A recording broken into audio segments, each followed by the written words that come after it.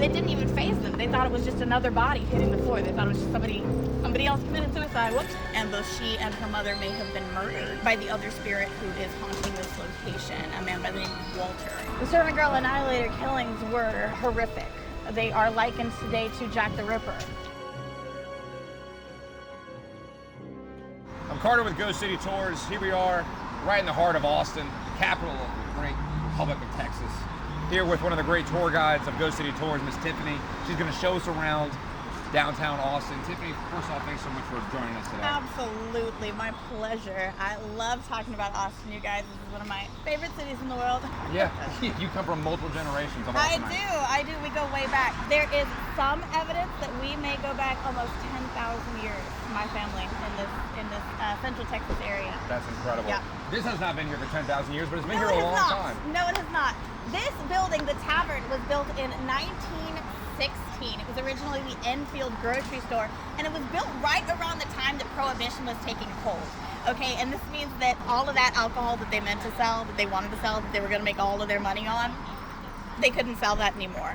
So instead of just having a grocery store, they had the grocery store downstairs, and then upstairs they opened themselves a nice little brothel, a little speakeasy, you know, a little bar area going on up there, and there was all kinds of illegal activity, and that led to spirits. This place is supposed to be haunted by a little girl by the name of Emily. Okay. And when I was a kid, the story was that she was a working girl, and she liked to play tricks on people. She liked to break glass in here. But over time, as more and more psychics have been brought into this place, the story has unfolded that Emily was not a working girl. She actually was the daughter of a working girl here. And both she and her mother may have been murdered by the other spirit who is haunting this location, a man by the name of Walter. Walter was supposed to be a statesman at the time. They called him the redheaded statesman. Some people still report seeing him up in the upper areas, as well as the ghost of the little girl and her mother Maria. They see all three of these ghosts here at this location. Wow, that's crazy. So right now, do people still report sightings and things like that? Yes, and not just sightings. Like sometimes you'll actually be touched. Like you'll actually feel something tug on you. You might have something go missing. The little girl Emily, she loves shiny stuff. That's one of the reasons I wore all these little trinkets today. It's just kind of just to attract her over and like see if she'd play with me a little bit. There are things that like to go missing. Sometimes if you have something like a lucky pebble or something like that, it'll disappear from your pocket, and you'll find it in the space of the bar that you've never even been in. It'll be behind something on the second story, and you were only in the first one. Well, Tiffany, where are we going next? We're going to be headed up towards Shoal Creek. Now, Shoal Creek has its own morbid haunting. Shoal Creek has seen a lot of floodings, a lot of Comanche and Apache freedom fighter attacks, and so there's been a lot of spiritual type energies that come along this particular greenbelt that we're about to be passing. And then after that, we're going to try to kind of mosey our way down to 6th Street a little bit. We'll see what we see on our way over. So this is the map of Austin when? 1887. So this is 2 years after the Servant Girl Annihilator killings, which we're going to be talking about a little bit later. And here's the Texas State Capitol. Okay. This right over here, where is it at? This right here. This is where the tavern would later be installed, right here at 12th Street. And as you can see, Shoal Creek, which we're about to cross, is still a creek. It's not just a little greenbelt with a road going down it there. And then just beyond that is the old Texas State Asylum. Now, as you can see from the map, Shoal Creek was this enormous chasm at one point. It was like several blocks wide way back in the day. And between when that map was built and when the tavern was built, there's only about 30 years of history. So that tells you just how much we've rebuilt up in that time and how much engineering we did to control the floods, to control the waters of the shoreways and what have you here, just to kind of protect life. But people were dying, y'all. People were dying left and right. Austin has some of the most beautiful green belts, in my opinion. We've got these gorgeous little waterways that just, I mean, they're just so green. One of the things that keeps you here. One of the things that keeps me here, yeah. Okay. Just over the area there, always a little bit full of water. Now, is there any sort of So there were lore? several different, like I said, Comanche and Apache freedom fighter attacks. Farther up the creek, if you go about a mile down, there was what was called the Shoal Creek Massacre. But a man and I think like 3 or 4 of his companions were all murdered by Comanches up here. And they say that his ghost still haunts his former homestead up farther on Shoal Creek. But I think that there's odd happenings all around. Like they see ghost lights down in the creek areas, both here and Barton Springs. You know, ghost lights, right? Like, which could just be swamp gases, I guess. That's what they say. But I don't know, man. Yeah, exactly. With all the histories we've had here with thousands upon thousands upon thousands of years of, you know, Native Americans and then later European settlers coming here and using these creeks as spaces to build their campfires and get their fresh water and meet and just call it, you know, these spaces really, they just attract those kinds of things. When you combine all of these fresh waterways, this fresh flowing water, with the copper and the limestone and the iron that we built our original buildings out of, what you have created is a kind of conductor of the paranormal. And that really leaves its mark. So while we're going to the next spot, give me a little history of Austin itself. So I think if you really want to talk about the history of Austin, you have to go back even farther to the history of Texas, right? It was like 1502. We had a bunch of Spaniard colonizers and conquistadors coming over here, and they were like, bruh, this place looks rich, and I heard there's like a golden city somewhere in there. Let's send folk in and find out. And everybody that they sent in kept getting murdered, kept getting killed. Not ideal. Didn't return. You know, one guy fell asleep. They say he fell asleep. He took a nap on the beach and got washed away by high tide.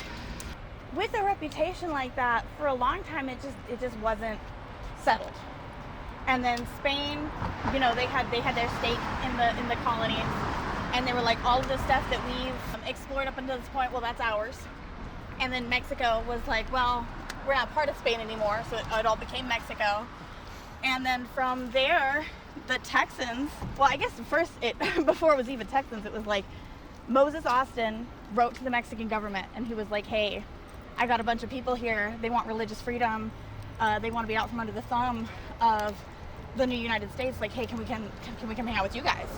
And the Mexican government was like, yeah, totally. But you got to like be Mexican. You got to like learn the language, and you've got to like assimilate yourself. You know, the American colonists were like, totally. We'll totally do that. That's not a problem. I got you.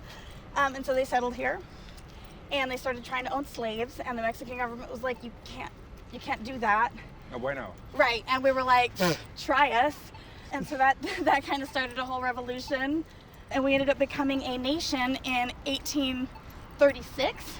And we were a nation until 1845, so about 9 years we managed on our own. And then after those 9 years, the U.S. government brought Texas in as the newest state of the Union. It did, which started the Mexican-American War.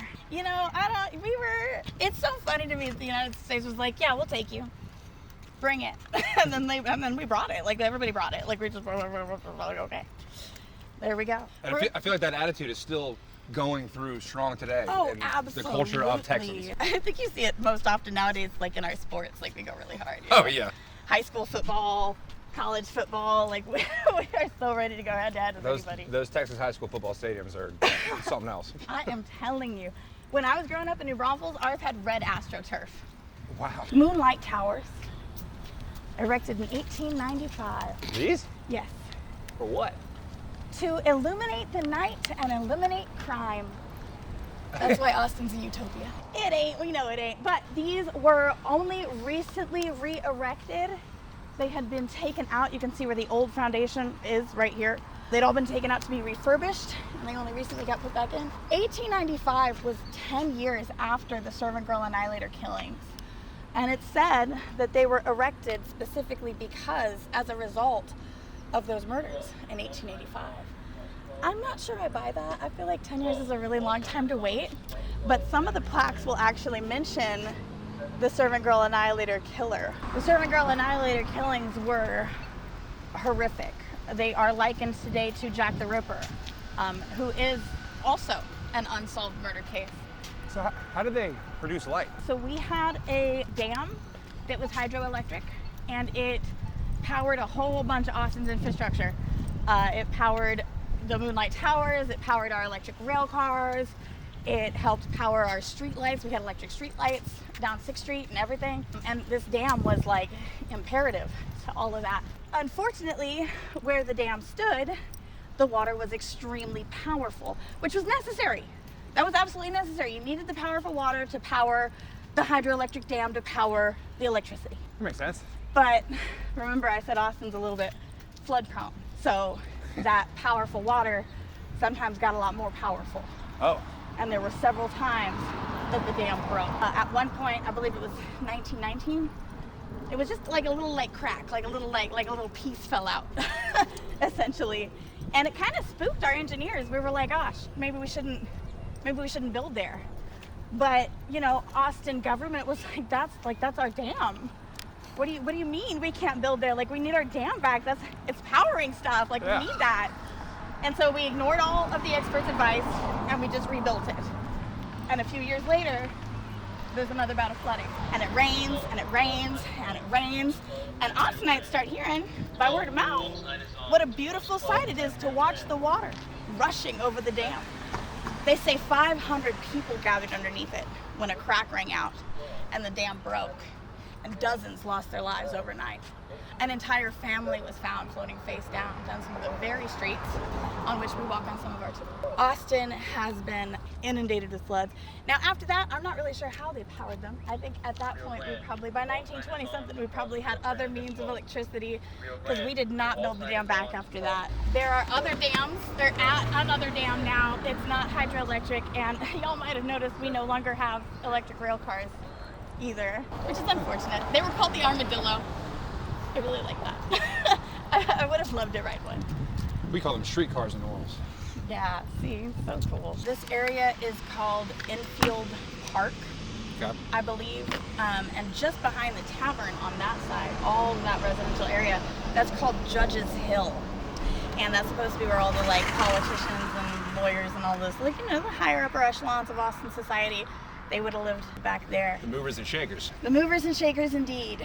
Yes, yes. So while we go to the next stop, what's your overall belief or theory on ghosts I think as a concept? that ghosts are an energy affecting time-space.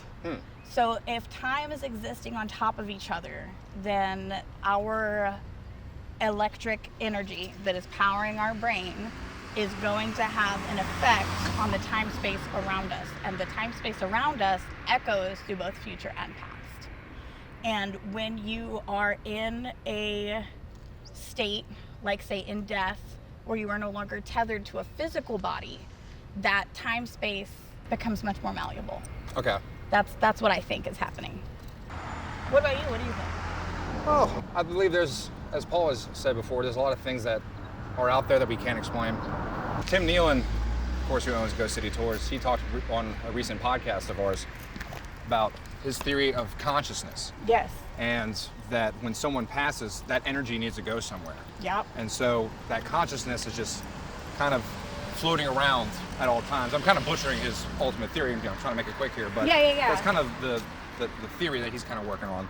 That makes a lot of sense to me. Energy can't be created or destroyed. And there is clearly something powering our meat suits in order for them to not be powered after we're dead. Yeah. Right? Like something's going on in the in-between there. And it's so very clear. Like when I started doing these tours, I was very much a ghost agnostic. I was like, I believe you saw something. Mm-hmm. I just also think we should check the breaker. That's all. You know, like, sure. Yes, I'm not discounting what you went through, but maybe there's an explanation. And then in the course of just like doing these tours and being out here and like seeing things and talking to people, I've been like, all right, there are some things that can't be explained. And how long have you been conducting tours? 2 years. 2 years? Yeah, 2.5 years, actually. 2.5 powerful years. 2.5 incredible, wonderful years. I love this job. I love telling people about the history of this space, and then also hearkening it back. When you take a ghost story, I am telling you who lived in this house between this year and this year, and how they are still affecting time-space to this day. Right. And I think that brings us so much closer to these histories than we would ever be able to be otherwise. All right, so what is this? This is our historic courthouse. There yonder, still used to this day for, you know, the easy stuff, the misdemeanors and things like that. It was originally our jail as well. And there's supposed to be definitely some unusual entities going on in there, specifically the ghosts of like inmates and things that aren't excited to be locked up. Sure. you can't exactly blame anybody. Now over here, this is the Texas State History Center. They have one of the most incredible collections of Texas state history, Austin state history. And it's said to be very, very haunted. The folk that work there have told me that things come off the shelves. Sometimes you'll just feel entities. I've been down here many a time because this is my bus stop to catch home, and I don't even like to look in the windows. It just feels like there's something looking back at me. So I just try not to try not to engage over there. But I like for folks to keep in mind that even though we're walking past all these like modern parking garages and stuff, like every single one of these locations had something going on. Inside of it, outside of it, there have been floods, there have been shootings. The UT campus was the site of America's very first mass shooting here in 1966, August 1st of 1966. So that tower has been shut down since the 60s. The top few floors, you can't even go in anymore. What's out there now? Nothing. Nothing. And it wasn't actually shut down because of the Charles Whitman shootings. They actually shut it down because of the rash of suicides that had occurred before the shootings. Yeah. It was to the point that some of the survivors of the mass shooting in 66 said that with the first bullet, they didn't even faze them. They thought it was just another body hitting the floor. They thought it was just somebody else committed suicide. Whoops. And then when they heard subsequent gunshots, that's when they realized there was something else going on. It said that she fell to her death from the catwalk, broke her neck on the stage below. She loads up the cannon and then she fires it directly into the records office. There are supposed to be 18 different entities